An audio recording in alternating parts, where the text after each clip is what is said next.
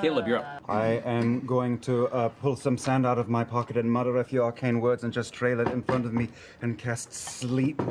You watch as the large giant What? What? hits the ground. This loud, heavy snore. That wasn't even supposed to work.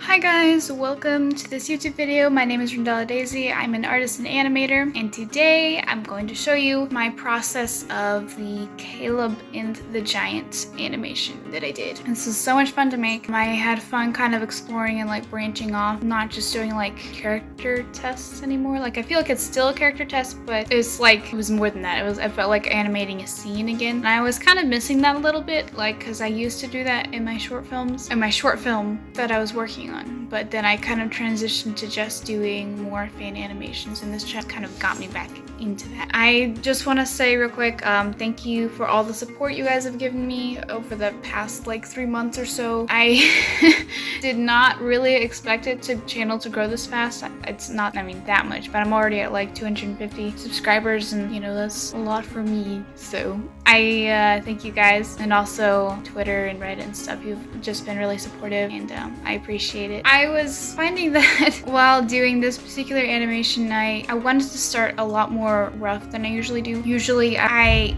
do all like the rough stages in my sketchbook as like thumbnails, and then once I do that, I will transition and I will take that and I'll put it in the animation, but it'll already be somewhat cleaned up because I will already have what I need in my mind, I guess. Like in the Jester animation that I did, that one I tried to do very cleanly, very smoothly. This one is a lot more rough just because I felt like I didn't have time to clean it up as much. I did go through a rough and then clean up stage, which I usually don't do because I try to have my drawings cleaned up more in the first pass. But yeah, it was just kind of interesting to see. I feel like in the Knot animation I did, it was more rough. The Jester animation, it was more cleaned up. I think the Beauregard animation was kind of like in between, and then this one was definitely more rough. And I didn't finish the in-betweens for the Giant because I felt like I didn't have time. I'm moving on, just a quick update, I'm moving on to a bigger project, an animation project that I'm going to be releasing on my YouTube channel hopefully next month, and I'm really excited about it. I don't want to say too much right now in case I jinxed it and ruin it all,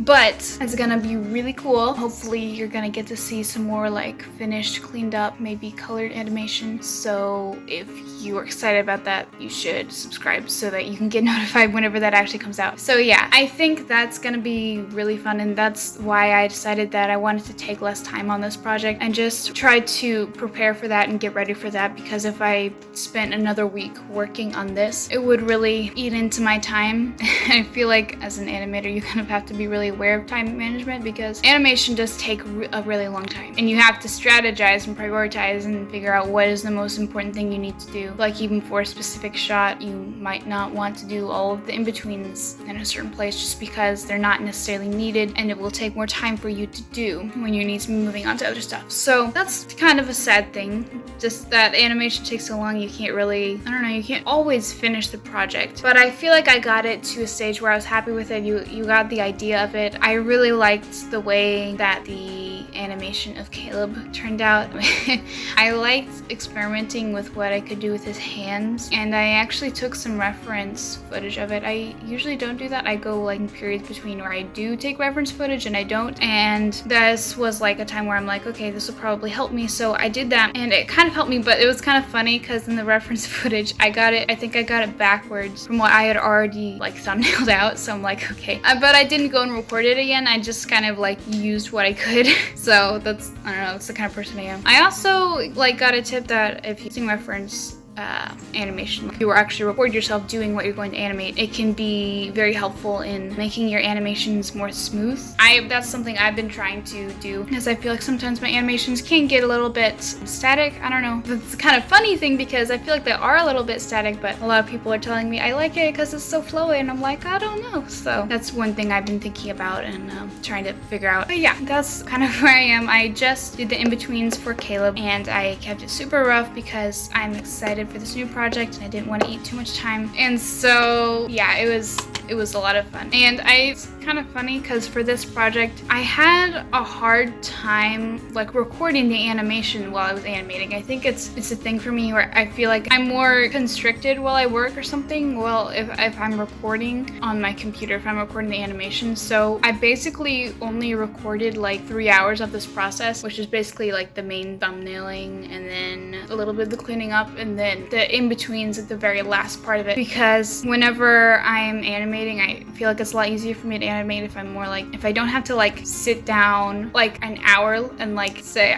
because I want to do my recordings in like long periods of time, not just like short clips, because that's harder to edit together. So it's hard for me to find time to get like an hour where I can actually record something where I don't have to get up, you know, and do things. So I feel like that's probably why it's hard to record the animation while working on it, because I feel like I need to take breaks and I can't really do that while I'm recording. So that's something I kind of need to figure out. But I feel like I recorded enough for you guys to see kind of the process of it. This animation was a bit longer than the other ones I did. I don't remember how long the knot animation was, but I feel like this was around that time or maybe a bit longer. I don't really remember. I had a lot of fun working on this. Yeah, since it was longer, it obviously took me longer to do, which is why I couldn't get all the in-betweens done. On the gesture animation, I purposefully tried to make it really short so that I could, you know, have enough time to finish everything and make it look polished. And I think it's cool how I can go between those. I can choose something longer, make it more rough, don't have to finish everything. I can choose to do something shorter, make it a lot more clean and finished. But yeah, I think that's, for now, I'm really happy with how this turned out. I really liked, I didn't talk about the